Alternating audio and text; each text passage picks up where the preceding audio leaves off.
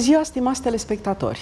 Suntem din nou împreună la emisiunea De la inimă la inimă cu profesor doctor Cătălina Arsenescu Georgescu. Stimați telespectatori, doi invitați de seamă pe care merită să-i ascultăm sunt în emisiunea noastră în direct. Am plăcerea și onoarea să am alături pe doamna profesor Daniela Bartoș, profesor cardiologie, București, Spitalul Floreasca. În egală măsură, am plăcerea să am alături pe domnul profesor Marius Vintilă de la Spitalul Pantelimon din București și sunt onorată că ați acceptat invitația de a fi alături de mine. Bună ziua, doamnă profesor! Bună ziua, domnule profesor! Bună ziua! Bună ziua! Stimați colegi, care va fi tema discuției noastre despre hipertensiune arterială? Și nu întâmplător, pentru că vom discuta despre Ziua Mondială a Hipertensiunii Arteriale. Ziua în care, mai mult ca oricând, trebuie să percepem necesitatea în a conștientiza existența acestui factor de risc. Stimată doamnă profesor, de ce trebuie să fim atât de atenți la hipertensiune arterială? Este grav? Dacă această întrebare mi-ar pune un pacient, i-aș spune trebuie să fii foarte atent, pentru că numai o treime din noi probabil vom scăpa odată cu înaintarea în vârstă de această afecțiune. Pentru că dacă la ora actuală, pentru populația României, incidența hipertensiunii arteriale este în jur de 40%, pe măsură ce înaintăm în vârstă și ajungem după 70 de ani, incidența crește, așa că aproximativ 7 din 10 bolnavi vor avea hipertensiune arterială. Pe de altă parte, i-aș spune, ai grijă de tensiunea ta, pentru că este un factor important de risc în privința mortalității de cauză cardiovasculară. Și astfel cred că l-aș face să înțeleagă de ce este necesar să știe dacă este sau nu hipertensiv. Deci, ca să reamintim telespectatorilor, și de fapt este un semnal de alarmă, 75% dintre pacienții care au un eveniment cardiovascular au ca punct de plecare hipertensiunea arterială. Dacă e să aproximăm 7 milioane de hipertensivi în România. Domnule profesor, se spune despre hipertensiunea arterială că este ucigașul tăcut. De ce? Așa se spune și, într-adevăr, până la un anumit punct lipsesc suferințe specifice prezenței hipertensiunii arteriale, dar numai până la un anumit punct. Pe urmă ele apar. Vedeți, dumneavoastră, e păcat să mori sănătos. Numai că e la fel de păcat să trăiești bolnav. Și hipertensiunea arterială... Este trist, dar adevărat ce spuneți. Da. Dincolo, mulțumesc. Dincolo de faptul că e probabil principala cauză de moarte pe glob, cam 7,5 milioane de oameni mor în fiecare an. În fiecare an? În fiecare an de an pe glob din cauza hipertensiunii. Dincolo de asta, este și prima și principala cauză de incapacitate prin accidentul vascular pe care îl generează, prin infarctul miocardic cu insuficiență cardiacă. Va zic că nu numai mori, te și chinuiești până mori. Se apreciază de asemenea că bolile cardiovasculare la un loc și hipertensiunea în principal ne mănâncă cam 14 ani de viață. Țin minte că... 14 ani din viață, cam cum aproximați acest lucru, intrând în ecuație ce? 14 ani de viață, în ani de viață salvată, în ani de viață, years of life lost se cheamă parametrul respectiv, care e un parametru de statistică folosit de Organizația Mondială a Sănătății și este față de speranța medie de viață la nașterea populației globului, speranța medie a populației de hipertensivi. Deci pierdem 14 ani de viață. Și restul vieții ar putea fi marcat, ar putea fi de proastă calitate, doamna profesor. Deci este importantă. Deci este un ucigaș, este un distrugător de bucurie și e adevărat că cel puțin în stadiile incipiente, adică când intervenția ar fi de maxim beneficiu, e tăcut. Deci nu este suficient că pierdem ani, este importantă și calitatea vieții. Evident. Și acest lucru este cel mai grav, poate. Calitatea vieții, cum trăim. Tânără, știi? Vă mulțumesc frumos, domnule profesor. De dumneavoastră vorbește cu mult entuziasm de calitatea vieții. Când îmbătrânește ca mine și albește și se gândește că poate nu moare mâine, ci poi mâine, îl interesează și mortalitatea. Deci aș zice că ambii parametri, calitatea vieții și cantitatea vieții, speranța de viață, sunt importanți și sunt modificați negativ de hipertensiune. Deci sunt la fel de importanți, sigur, indiferent de etapa de viață la care facem referire. Sigur. Categorii, pentru că hipertensiunea arterială nu apare numai la vârstele înaintate, apare și la oameni tineri, la oameni foarte tineri, chiar la Poate copii. acest lucru este cel mai grav. Exact, nu numai că este grav din acest punct de vedere, dar eu obișnuiesc să le spun pacienților tineri care iau în glumă această boală, în general, ei consideră că se tratează o lună, două și după care s-au vindecat. Obișnuiesc să le spun mai în glumă, mai în serios, zic că hipertensiunea este mai mult decât un partener de viață. Că de partenerul de viață mai scap prin divorț, prin deces, dar de hipertensiune nu scap toată viața. Și că de modul în care tu ai grijă de acest partener tăcut, ucigaș tăcut, cum s-a spus, așa va avea și boala grijă de tine în privința complicațiilor care urmează acestei afecțiuni. Ca să evităm aceste lucruri, domnule profesor, ce credeți că ar trebui să facem ca să depistăm în timp util, să ne gândim mai des la acest risc care este un flagel al societății, aș putea spune, indiferent de pe ce meridian vorbim. Nu este ceva, să spunem, specific românilor. Regăsim acest lucru pe tot globul. Hipertensiunea arterială, spre deosebire de alte patologii, nu iartă pe nimeni. Bogați, săraci, albi, negri, galbeni, femei, bărbați, înalți, scunzi, europeni, americani, nu contează, nu iartă pe nimeni. Și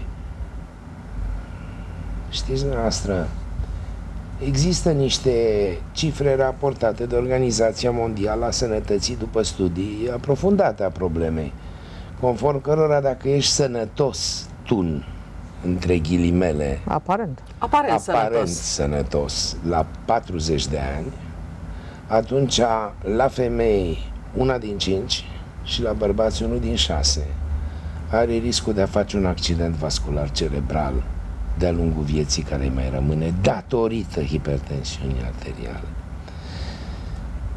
Asta e o cifră îngrozitoare.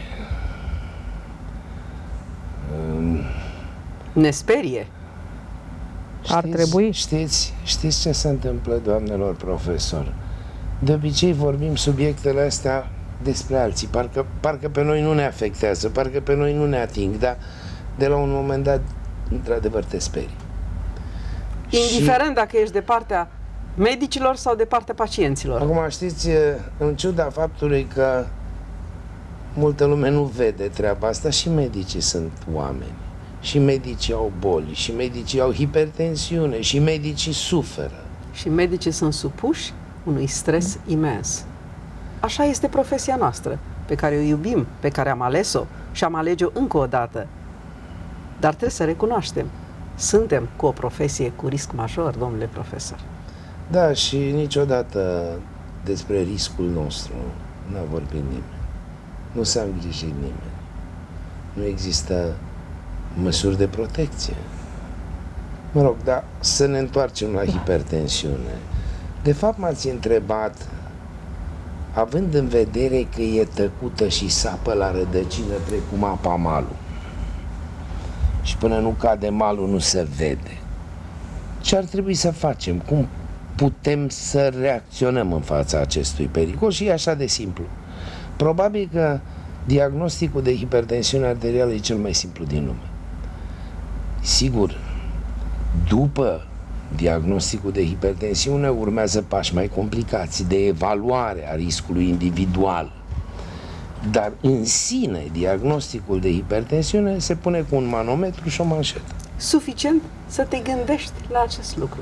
De asta e suficient să ți-o măsori din când în când. Să te gândești că trebuie de avut în ecuație, de avut Sigur. în grijă și acest lucru. Bineînțeles, să ai acasă, se găsește în orice farmacie, plin orașul, un aparat de măsurat tensiunea, cu manșetă la braț, preferabil față de cel cu manșetă la nivelul pumnului. Doamna profesor, contează unde depistăm hipertensiunea arterială? Nu cred că este lucru esențial unde o depistăm, ci faptul că ar trebui să o depistăm. De altfel, în postura oficială, să spun între ghilimele, pe care o am acum, am încercat să facem un pas înainte, adresându-ne tinerilor de data aceasta, considerând că cel mai important ar fi să facem o depistare activă și precoce a acestei hipertensiuni arteriale și am lansat o aplicație pe internet pentru măsurarea tensiunii arteriale la tineri, încercând să promovăm această metodă printre studenții noștri, printre studenții de la medicină în primul rând, și gândind că prin efectul picăturii de ulei informația se va extinde și va cuprinde și alte categorii, nu numai de tineri, poate și de mai puțin tineri, dar utilizatori de internet. Dorim să facem această aplicație mergând un pas mai departe și pe telefon, pentru că acum există aplicații pentru măsurarea pulsului, spre exemplu, pe telefoanele moderne. M-ați întrebat dacă contează unde depistăm hipertensiunea. O putem depista la cabinetul medical, o putem depista cu ocazia unui control periodic pentru orice, pentru angajare, pentru înscriere la facultate, pentru orice altă circumstanță în care te duci la medicul de familie.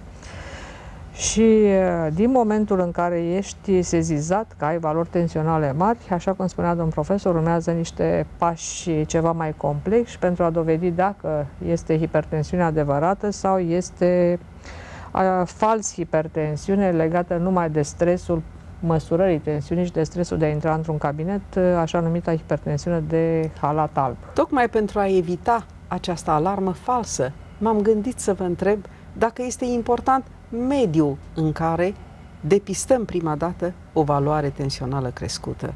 Pentru că uneori există diferențe majore și chiar o alarmă care poate să genereze o amplificare a acuzelor subiective și de aici poate să rezulte și un eveniment neplăcut.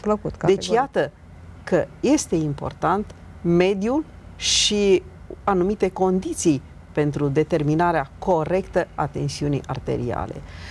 Domnule profesor, s-au făcut progrese foarte mari în ceea ce înseamnă măsurarea corectă a tensiunii arteriale și aprecierea într-adevăr a constanței acestor valori pe parcursul a 24 de ore. Oare este important pentru telespectatorii noștri să știe ce ar trebui să facă în plus, în afară de o valoare tensională crescută, eventual depistată? Aș începe cu o precizare. Pentru că doamna profesor Bartoș a vorbit de calitatea dânsei oficială, dar nu și-a declinat-o. Și poate că telespectatorii sunt curioși să zică să știe care e. Este președinta grupului de lucru de hipertensiune a Societății Române de Cardiologie.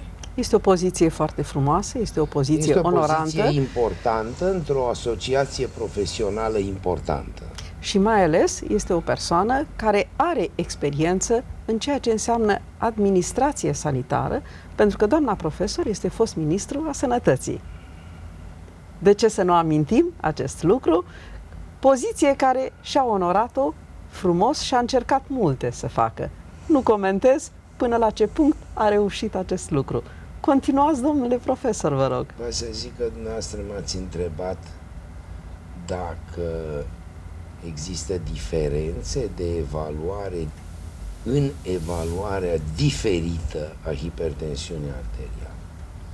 Și aș spune așa: prin Societatea Română de Cardiologie, parte integrantă a Societății Europene de Cardiologie, noi aderăm la ghidurile europene de cardiologie și ultimul ghid european de hipertensiune arterială din 2013 precizează că măsurarea hipertensiunii arteriale se poate face în cabinet, office blood pressure, în cabinetul medical, se poate face prin înregistrări continui pe durată de 12 sau 24 de ore, cele de 12 ore ziua sau noaptea, și se mai poate face automăsurare la domiciliu. Eu personal consider că asta e cel mai important. Pentru că asta conferă măsurarea tensiunii reale, de zi cu zi. În atmosfera proprie a fiecărui pacient. A fiecărui pacient. Sigur, și înregistrarea continuă are importanța ei. Ea poate să-ți arate câteva lucruri. Variabilitatea mare a valorilor tensionale de-a lungul zilei și nopții, existența unei scăderi nocturne, fenomenul de dip nocturn, foarte protectoare vascular și important atunci când ea apare, dar care poate modifica cronologia terapiei hipertensive.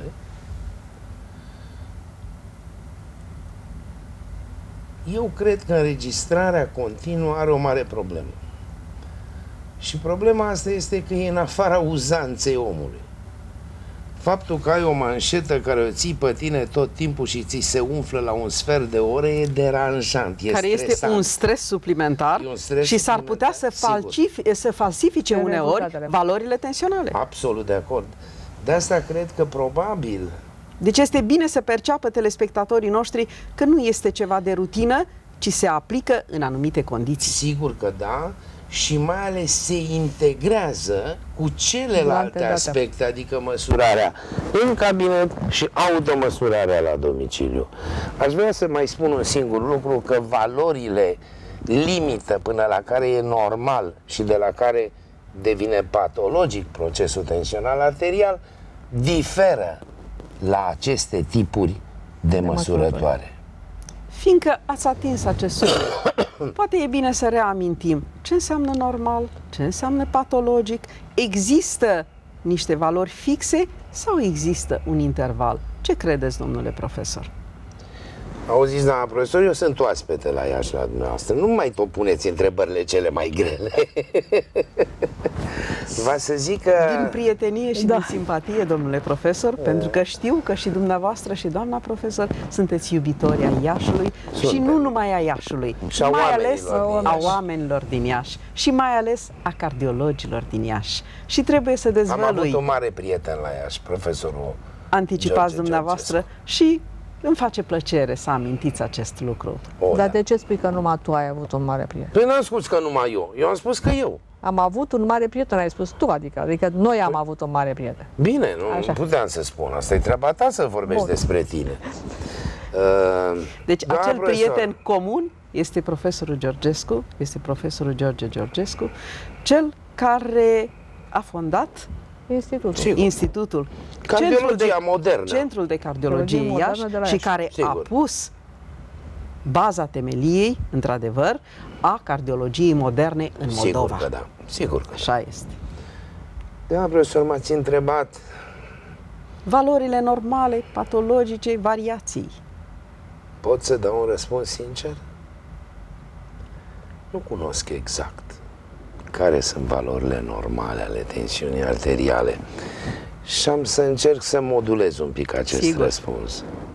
Vedeți, dumneavoastră, când eram eu student, sigur de mult, se considera că valorile normale se termină la 160 cu 100 mm de mercur. Astăzi se consideră că se termină valorile normale în condiții de măsurătoare în cabinet, sub 140 cu 90. Depinde de vârstă. Depinde de vârstă, depinde de prezența diabetului, poate și a altor comorbidități. Și mai depinde și de la valoarea de bază de la care am pornit poate fiecare dintre noi. Bun. Și cum ai defini valoarea tensională anormală, nivelul de sciziune, să zic, de desprindere a anormalului de normal? Există o definiție care a dat-o profesorul Kaplan, unul din marii specialiști în tensiune, care a spus că e anormală valoarea de la care riscul de evenimente vasculare se dublează. Pentru că, de fapt, aici este o chestiune foarte adevărată ca și viața. Știți care e cel mai mare factor de risc de moarte? Nașterea. Tot așa, orice presiune în artere uzează arterele, așa cum orice presiune în țeava de calorifer uzează caloriferul. Până la un punct e nevoie de această presiune ca să ai perfuzie, să ai oxigenarea țesuturilor și organelor. De la un punct e destulă funcție, destulă oxigenare, destulă perfuzie, destul flux. Și deja creșterea mai departe a tensiunii uzează mai repede. Dar asta e un continuu. De fapt, asta este un continuu și noi, în mod nu artificial, ci convențional, hotărâm diverse valori care sigur că diferă funcție de riscul vascular. O țeavă bătrână se rupe mai repede decât o țeavă tânără.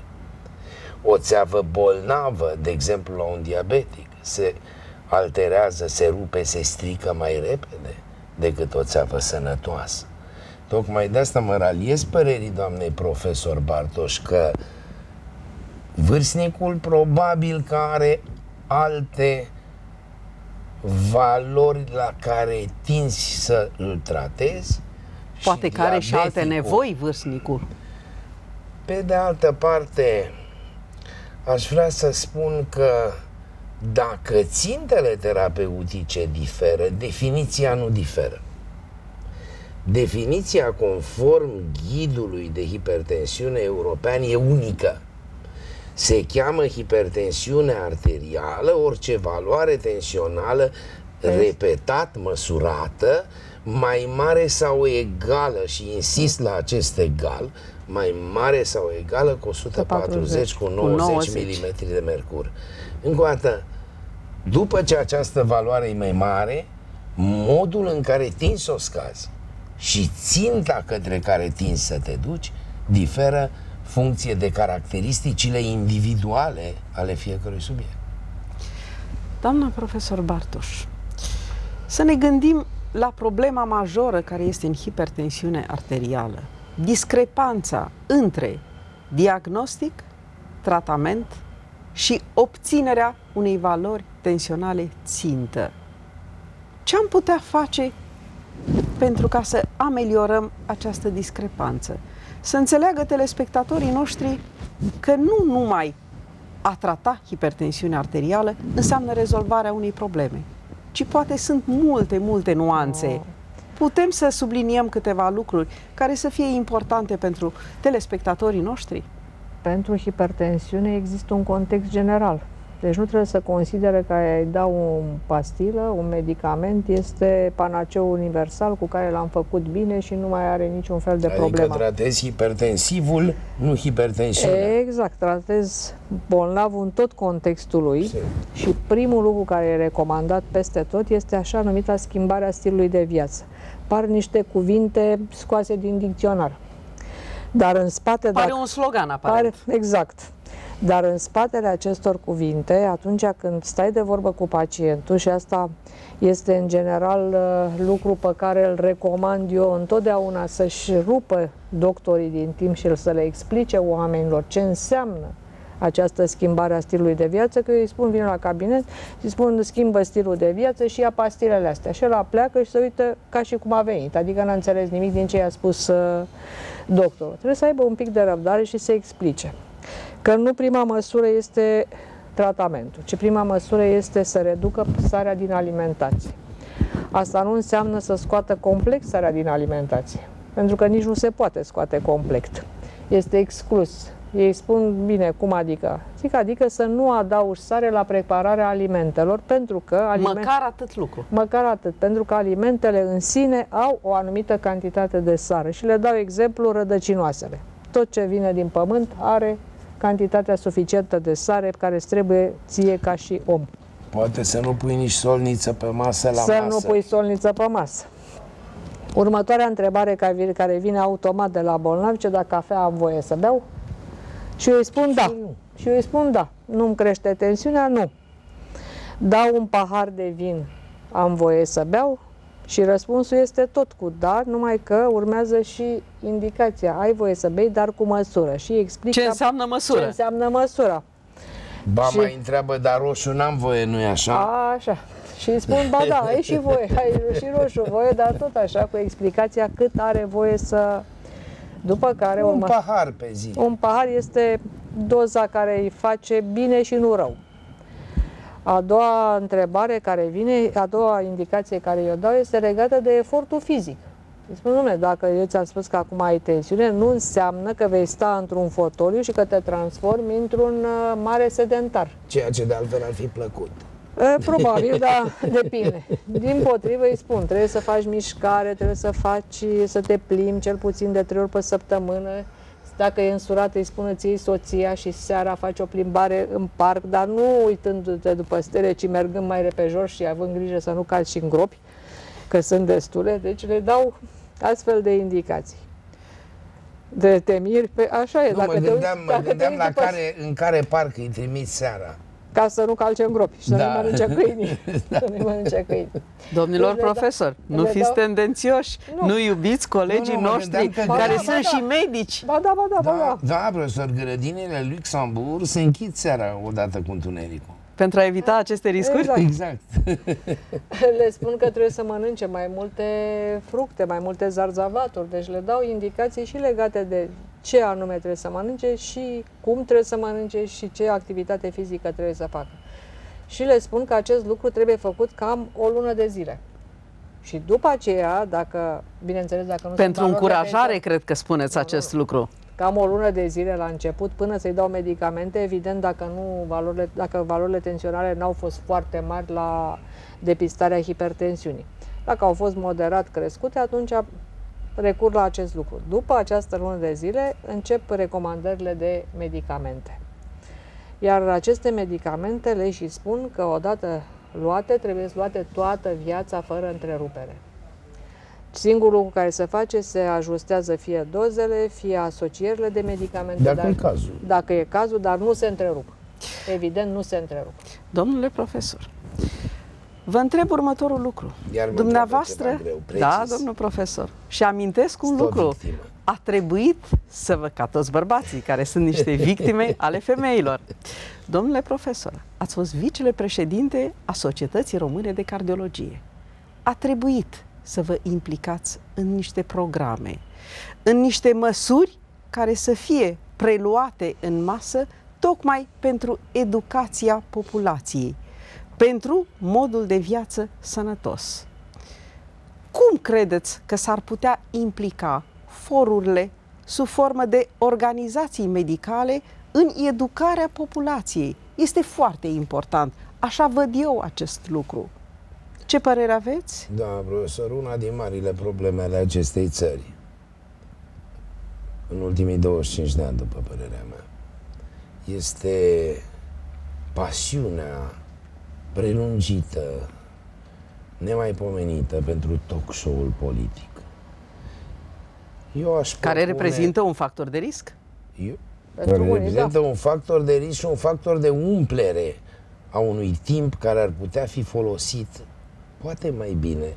Eu aș propune ca fiecare televiziune care are program de talk show politic să acorde o oră pe săptămână, nu mai mult, unor programe de educație largă pentru stil de viață sănătos din punct de vedere cardiovascular și nu numai, pentru că există și alte patologii. La fel de importante, poate mai mult mediatizată patologia cardiovasculară prin frecvență, este și mai multă, categoric. 60% din morții României, din păcate, sunt morți cardiovasculari.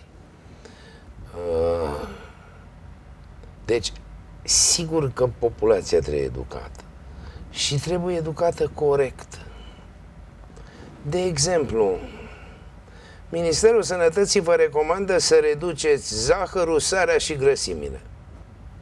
Mie personal nu-mi spune nimic. Nu vă spune nimic acest slogan. Cât zahăr, câtă sare, câte grăsimi, în ce situații, că poate că grăsimile n-au legătură cu hipertensiunea, dar au legătură cu ateroscleroza sau cu disfuncția biliară sau cu disfuncția intestinală. Sunt alimente de bază. Trebuie să fie prezente în alimentația curentă. Dar în ce manieră? Ar trebui, așa cum a făcut doamna profesor Bartoș, să discutăm concret. Hipertensivul trebuie să-și reducă sarea la 5-6 grame pe zi, ceea ce înseamnă alegerea unor alimente prin ele însele mai puțin sărate, gătit cu cât mai puțină sare, fără solniță pe masă. Ar trebui să-și reducă consumul de băuturi alcoolice la, grosomodo, un pahar de vin pe zi sau o cinzeacă de țuică la 25 de grade, 30 de grade. Ar trebui să renunțe la fumat hipertensivul, pentru că tutunul dă spas vascular și amplifică riscurile tensionale. Ar trebui să nu se îngrașe, asta e mai greu, și ar trebui să umble. Să facă mișcare. Iată câteva recomandări deosebit de importante, care pot fi reținute. O jumătate de oră pe zi, 5 zile pe săptămână. Deci dacă în fața telespectatorilor o modalitate de educație ar fi asemenea discuții de bun simț, de practică curentă, care nu reprezintă o investiție deosebită, ar face poate mai mult decât niște recomandări formale, fără un substrat științific. Vreau să vă spun că nu numai la televizor. Nu, și la radio. Absolut. Da, să știți cu toții că există la Ministerul Educației acea săptămână altfel. Da. Anul trecut, în această săptămână altfel, am fost invitată la o școală, la o clasă a doua, să vorbesc ceva cu copiii. Și ne-am gândit noi medic să vorbim cu copiii. Și ne-am gândit noi ce program să facem, ce să le spunem la copii ca să-i atragi, că totuși o zi întreagă trebuie să-i atragi pe copii cu ceva, nu poți să te duci acolo să prezinți imaginație. Lucruri foarte complicate, între care era și alimentația sănătoasă. Surpriza a fost extrem de plăcută. Copiii știau care este piramida alimentației, cum trebuie să mănânci corect. Și eu sunt convinsă că dacă Care era sursa de informație a copiilor? Probabil că au aflat de la părinți, cred că mai puțin. Cred că tot de la școală, din anumite flyere care circulă prin școală. Dar eu cred că dacă se intervine la nivelul ăsta, copilul se va duce acasă și îi va spune mamei: mamă, nu-i bine să faci asta, că uite ce am aflat eu. Da. Și cred că sunt mai ușor de influențat copiii în a alege stilul de viață sănătos decât a ne duce la cineva care este deja trecut de prima tinerețe și care deja are niște obiceiuri foarte bine statuate și mai greu să-l determin să renunțe la anumite plăceri. Ca și dumneavoastră, doamna profesor, și eu sunt bunic și tot prin prisma asta vroiam să vorbesc. Ați văzut vreodată cât de violente sunt emisiunile pentru copii, filmele de desene animate? Sunt de neprivit uneori. Și stai și te gândești dacă în loc de asta n-ar putea fi prezentate niște foarte frumoase, frumos făcute filme educative. Copilul este ca o sugativă. Inclusiv cum să crească copilul sănătos. Exact. Deci sunt niște lucruri importante care s-ar putea face și care Și nu cu necesită, cheltuială și nu minimă. necesită investiție majoră. Și sunt convins că cel puțin din punctul de vedere al nostru, a celor care vorbim sau care comentăm ca voce anumite imagini sau care controlăm și sfătuim pentru anumite astfel de emisiuni, din punctul nostru de vedere n-ar costa nimic. Ar fi bucuria noastră să venim într-o păstrarea sănătății, că înainte de a ne ocupa de tratarea bolilor, noi ca medici trebuie să ne ocupăm de păstrarea sănătății, să-i ținem pe oameni sănătoși. Este esențial din punctul de vedere. Da. Iată o modalitate ușoară, eficientă, Sigur. care poate fi aplicată doar cu condiția să fie bunăvoința. Cred că inclusiv discuția noastră, care este o discuție între specialiști, nu o discuție care să fie ultra specializată, dar care să fie țintit la măsurile primare de mod de viață a pacienților și în general nu a pacienților, a oamenilor chiar și sănătoși. Doamna profesor, ați amintit evident despre acest mod de viață sănătos. Nu este suficient. Evident, pacienții noștri trebuie să știe și trebuie să accepte că dacă am pus diagnosticul de hipertensiune arterială, obligator trebuie să facă un tratament. Corect. Cât timp trebuie să facă tratament pacienții noștri? Toată viața. Din nefericire pentru ei, toată viața. Eu aș spune din fericire pentru ei. Sau din fericire pentru ei. Spun din nefericire pentru ei pentru că foarte puțini percep această importanță.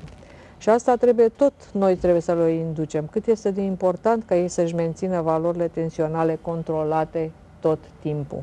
Pentru a nu fi supuși riscurilor care derivă din necontrolarea acestor valori ale tensiunii arteriale, care sunt riscuri nu tocmai mici. Eu le obișnuiesc să le spun pacienților: aveți grijă, controlați-vă tensiunea, pentru că dacă nu, veți face accident vascular cerebral și nu veți muri. Exact. Și veți deveni o povară pentru familie și pentru ei și pentru ei, pentru voi.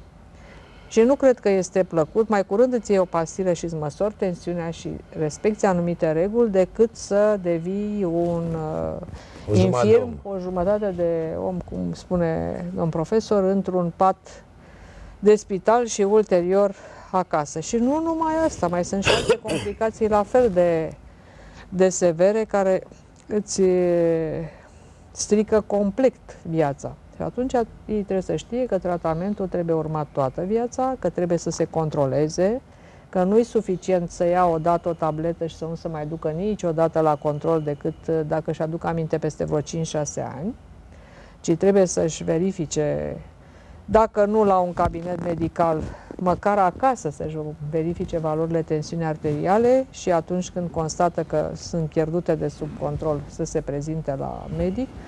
Și mai trebuie să știe că există nu numai medicamente, mai există și alte metode în funcție de ce hipertensiune are, care pot ajuta la ameliorarea sau chiar la vindecarea hipertensiunii arteriale. Domnule profesor, vârsta înaintată reprezintă un risc suplimentar de hipertensiune arterială? Da. Am să încerc să țin minte întrebarea, pentru că nu că vreau, Doamne ferește, să o completez pe Daniela Bartoș. Da, de ce? Este o plăcere. Da, vreau să întăresc ce a spus. Constat cu tristețe că hipertensivii și hipercolesterolemici nu se tratează toată viața. Ei se tratează până li se corectează valoarea. Am avut tensiune 160, am luat 4 zile sau o săptămână medicamentele, acum am 140, gata, m-am vindecat. În timpul ăsta, diabeticii se tratează. De ce această discrepanță? M-am întrebat totdeauna ce fac colegii mei diabetologi să-și convingă bolnavii să se trateze zi de zi toată viața, pentru că au o boală care poate fi controlată, dar nu vindecată. Nu știu să spun exact care e diferența, dar ea există și simt nevoia să subliniez, să întăresc și să zic o dată în plus. Și bolnavilor cu hipertensiune și bolnavilor cu hipercolesterolemie, dislipidemie. Astea nu sunt situații care se vindecă.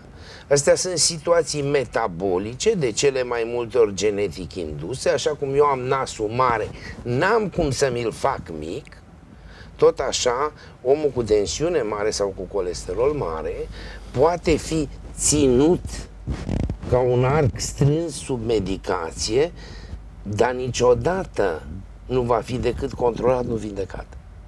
Din cauza asta tensiunea scade pentru că iei medicamente, nu mai iei medicamente, crește la loc și e periculos, și la fel și colesterol. Țin să subliniez o dată în plus, medicamentele trebuie luate zi de zi toată viața. M-ați întrebat ce-i cu vârstnicii. Există particularități? Există multe particularități a tensiunii arteriale la vârstnici și este unul din subiectele încă în dispută. Și sunt convins că dacă am intrat în amănunte tehnice, cei trei din fața colegilor noștri care ne privesc, spectatorilor noștri, ar avea păreri pe undeva un pic diferite.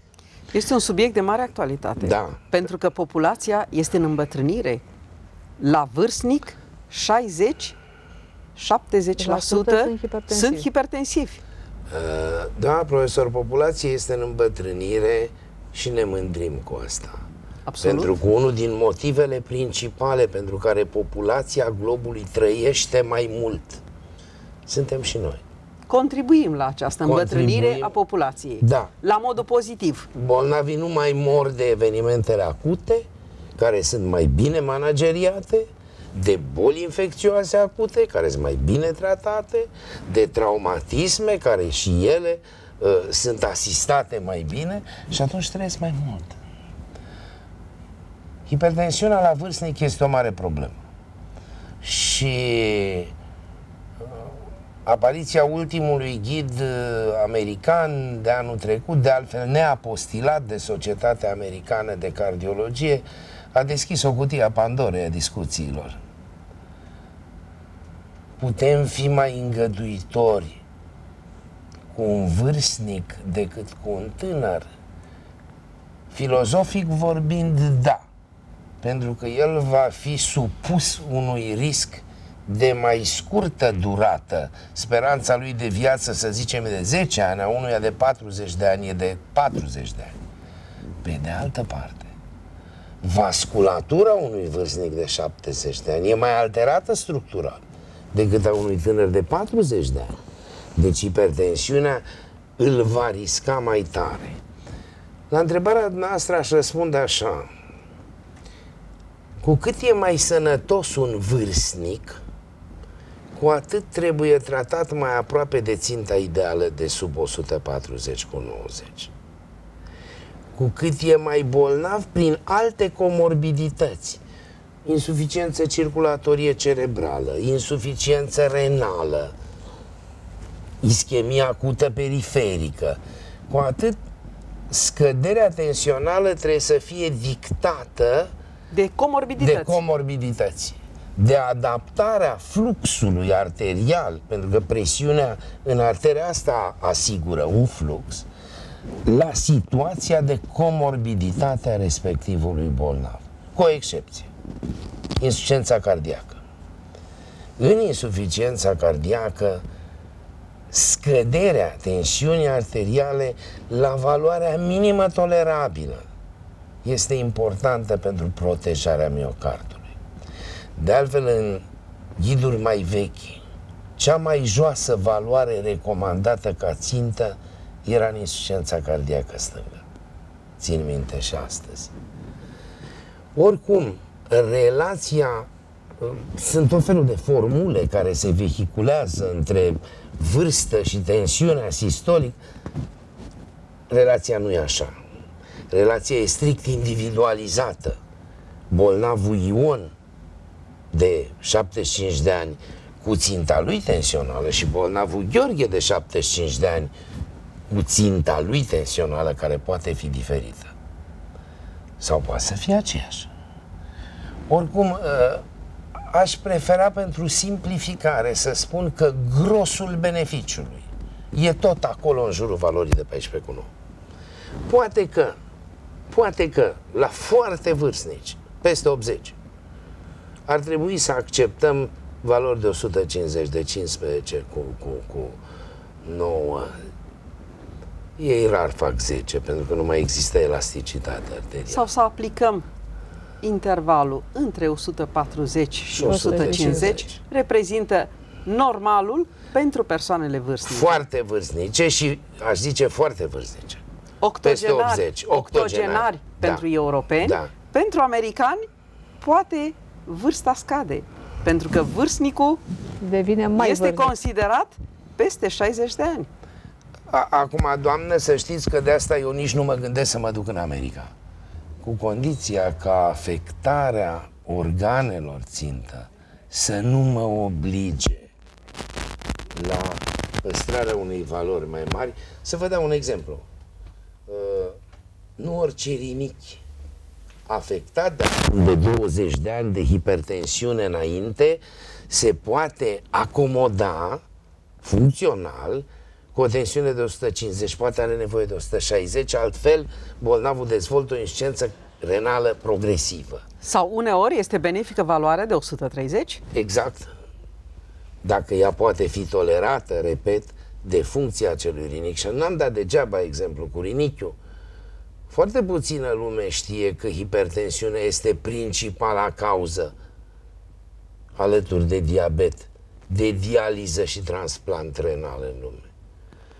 Hipertensiunea nu atacă numai creierul, inima și arterele periferice, atacă electiv și rinichiul. Și asta se știe.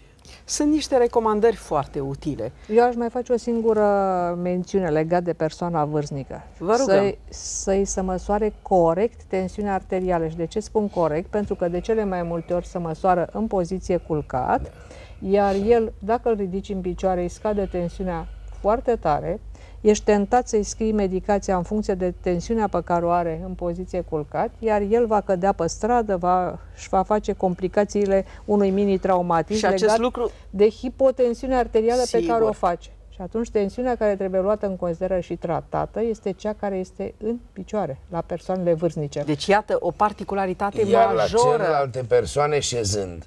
La celelalte șezând, ne trezim cu vârstnicul. Nu culcat, șezând. Ne trezim cu vârstnicul care face sincopă pe stradă și nu știm de ce anume și avem, din păcate, o contribuție uneori și noi. Deci, de remarcat un lucru, ceea ce ați spus dumneavoastră foarte important. Deci, iată, nivelul tensional pe care îl țintim diferă și de tensiunea în picioare, cu atât mai mult la persoanele vârstnice.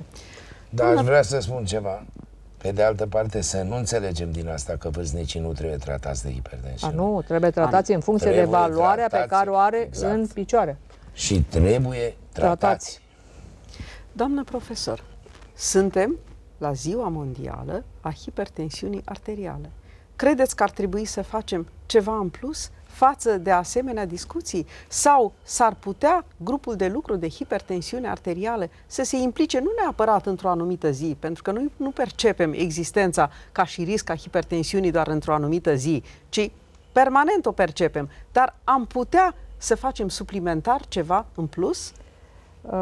Pentru că este o problemă de educație. Noi urmăm o tradiție deja a grupurilor de lucru, aceea de a face cursuri legate de hipertensiune arterială, pe care le facem în general în zone în care nu sunt centre universitare, tocmai pentru a avea o paletă mai mare de auditori și mesajul să meargă până la medicul de familie din cel mai îndepărtat cătun. Pe de altă parte, așa cum am spus, am lansat acea aplicație pe internet care se cheamă tensiunea-ta.ro, în care sunt date legate de modul în care se măsoară tensiunea arterială și îți indică cum să o măsori și cum să o înscrii, așa fel și dacă ești hipertensiv sau nu, să mergi mai departe, să te adresezi medicului și cred că, nu în ultimul rând, trebuie să încercăm să ne implicăm mai mult în mesajele audio sau video legate de media. Deci, iată niște măsuri simple, niște lucruri care pot fi aplicate, care nu necesită o investiție majoră, ci doar bunăvoință, cunoaștere și ierarhizare a importanței lucrurilor. Cred că telespectatorii noștri au putut să rețină câteva recomandări, câteva sfaturi de la două persoane, ca să mă alătur și eu alături de dumnealor, deci 3 persoane care lucrează în domeniu, care de viață întreagă. Invitații mei speciali, doamna profesor Daniela Bartoș, domnul profesor Marius Vintilă, au fost la emisiunea De la inimă la inimă cu profesor dr. Cătălina Arsenescu Georgescu. De reținut, este mai ușor să prevenim decât să tratăm și ce poate să ureze telespectatorilor o echipă de cardiologi decât inima cea bună tuturor.